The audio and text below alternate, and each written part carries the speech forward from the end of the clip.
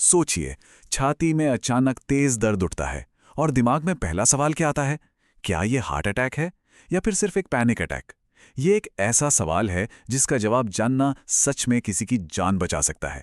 तो आज चलिए इसी कंफ्यूजन को दूर करते हैं। कई बार ऐसा होता है ना कि हमारा शरीर कुछ ऐसे सिग्नल देता है कि हम एकदम से डर जाते हैं और ये समझना बहुत मुश्किल हो जाता है कि भाई हो क्या रहा है, खासकर तब जब दो अलग अलग चीज़ों के लक्षण बिल्कुल एक जैसे लगते हों।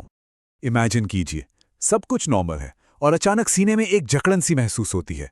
दिल इतनी जोर जोर से धड़कने लगता है जैसे अभी बाहर आ जाएगा। सांसें छोटी हो जाती हैं और दिमाग में बस एक ही ख्याल घूमता है कि कुछ कुछ बहुत ही गड़बड़ है। और यहीं पर वो सवाल उठता है जो उस पल में सबसे ज्यादा जरूरी होता है, हार्ट अटैक या पैनिक अटैक। देखिए, इसका सही जवाब जानना इसलिए क्रिटिकल है क्योंकि दोनों को हैंडल करने का तरीका वो जमीन आसमान का फर्क है। तो इन दोनों के लक्षणों में क्या फर्क है, इस पर आने से पहले ये समझना जरूरी है कि हमारे शरीर के अंदर मतलब बायोलॉजिकली हो क्या रहा होता है। एक छोटा सा साइंस लेसन जो सारी कंफ्यूजन दूर कर देगा। देखिए, हार्ट अटैक को एक तरह से शरीर की प्लम्बिंग प्रॉब्लम समझ सकते हैं। जैसे हमारे घर में पानी का पाइप ब्लॉक हो जाता है ना, ठीक वैसे ही दिल तक खून ले जाने वाली आर्टरी में कोई क्लॉट या रुकावट आ जाती है।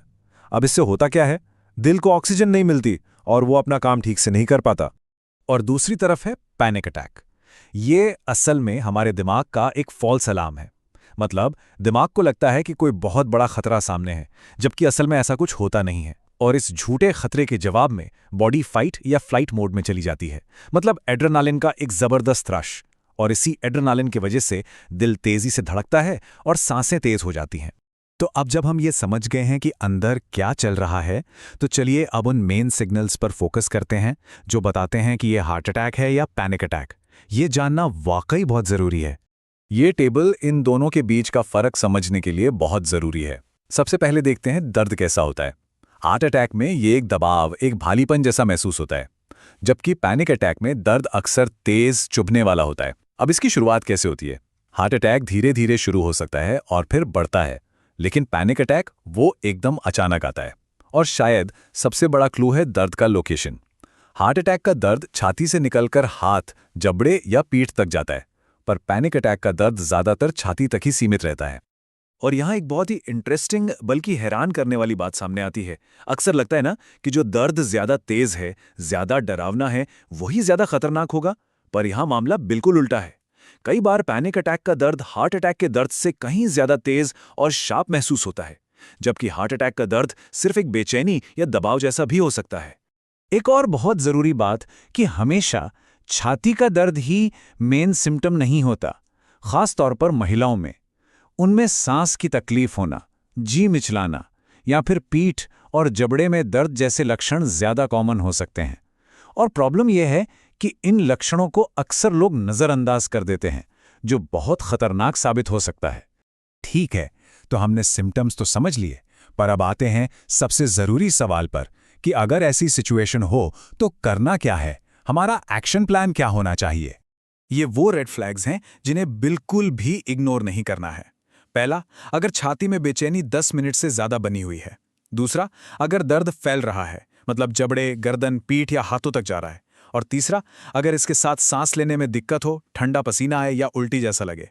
इनमें से अगर कुछ भी हो रहा है तो सोचना नहीं है, एक सेकंड भी बर्बाद किए बिना सीधे इमरजेंसी सर्विसेज को कॉल करना है। लेकिन अगर शक पैनिक अटैक का है तो हमारा गोल बिल्कुल अलग होता है। यहाँ फोकस इमरजेंसी हेल्प पर नहीं, बल्कि शरीर के उस फाइट या फ्लाइट रिस्पॉन्स को शांत करने पर होता है। मतलब हमें अपने नर्वस सिस्टम को ये सिग्नल देना है कि कोई खतरा नहीं है, सब ठीक है। और इसे करने का एक बहुत ही पावरफुल तरीका है बॉक्स ब्रीदिंग।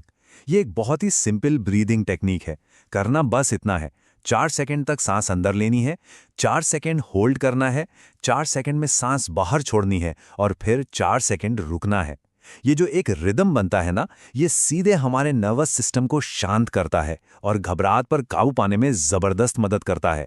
तो चलिए अब इस पूरी बातचीत के सबसे जरूरी टेक अवे पर आते हैं, वो एक बात जो हम सबको पता होनी चाहिए। देखिए, सबसे बड़ा और सबसे जरूरी नियम एक ही है, अगर जरा सा भी शक हो तो हमेशा मेडिकल हेल्प लें। यह सोचना कि अरे कुछ नहीं है, ठीक हो जाएगा, बहुत बड़ी गलती साबित हो सकती है। रिस्क लेने से 1000 गुना बेहतर है कि हम सेफ साइड पर रहें। और आखिर में ये सारी बात आकर रुकती है सेल्फ अवेयरनेस पर। मतलब अपने शरीर को जानना, ये समझना कि किसी के लिए नॉर्मल क्या है और क्या नहीं, यही सबसे बड़ा बचाव है। तो सवाल यह है कि क्या हम अपने शरीर के सिग्नल्स को सुनने के लिए सच में तैयार हैं?